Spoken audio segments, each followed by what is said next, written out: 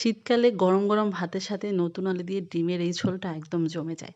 মানে আমার তো ভীষণ পছন্দের। হাই এভরিওয়ান, সবাই কেমন আছেন? আজকে একটা অ্যানাদার ভ্লগ ভিডিও নিয়ে চলে আসলাম। আর সেটা হলো কুকিং ভিডিও। মানে আমি আমার ডেইলি কুকিং ভিডিওগুলো যে শেয়ার করি সেরকমই একটা ভিডিও। তো আজকে আমি ওলকপি ভাজবো। আমি এটা খাওয়া শিখেছি আমার শ্বশুরবাড়ি থেকে। তারা দেখতাম যেরকম আমার শাশুড়ি দেখতাম এরকম ওলকপি ভাজে। এটা আমি এর আগে কখনো যখন আমার বাবার বাসায় ছিলাম তখন খাইনি। দেন আমি ওলকপিটা আম গ্রেটার দিয়ে ভালো করে ঝিরিঝিরি করে কেটে নিয়ে বসিয়ে দিলাম।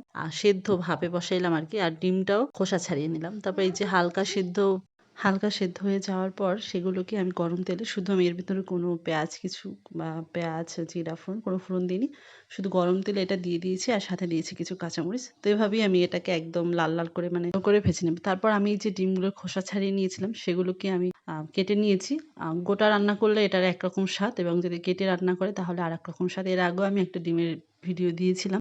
সেটাতে আমি কুচি বা ঝিরিঝিরি করে আলু দিয়েছিলাম। তো এখানে কোনো ঝিরিঝিরি আলু দেব না। বিশেষ করে এটা নতুন আলুর সাথে মানে এটা অনেক ভাল লাগে। নতুন আলু যখন ওঠে তখন দেখা যাচ্ছে কি আমি মানে মাংস বা মাছের পরিমাণ কমিয়ে দিয়ে আলুই বেশি খাই। কারণ আলু আমি অনেক বেশি পছন্দ করি। আর নতুন আলু হলে তো কোনো কথাই নেই।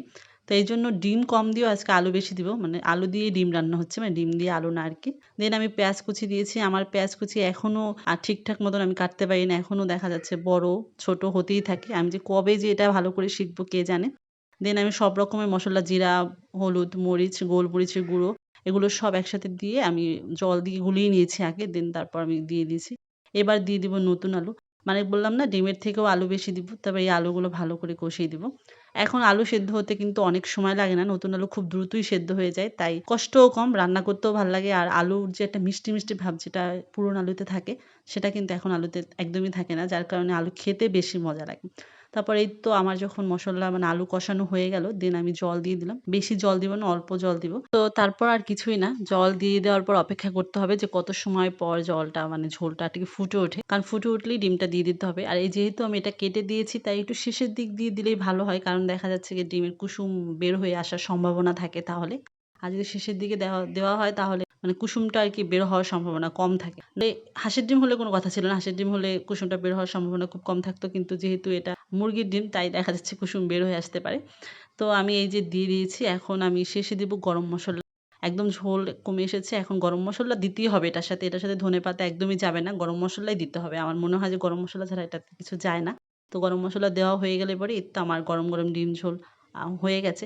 মানে এটা যে খেতে যে কি পরিমাণ দুর্দান্ত লাগে যারা এটা বাসায় মানে রান্না করে খান তারাই একমাত্র এটা জানবেন যে এটা খেতে আসলে কেমন লাগে। তো এই ছিল আজকে আমার একটা ছোট্ট ভ্লগ ভিডিও মানে রান্নার ভিডিও। কেমন লাগলো জানাবেন। ধন্যবাদ সবাইকে। ভালো থাকবেন। আর নতুন আলু দিয়ে ডিম আপনাদের কেমন লাগলো জানাবেন।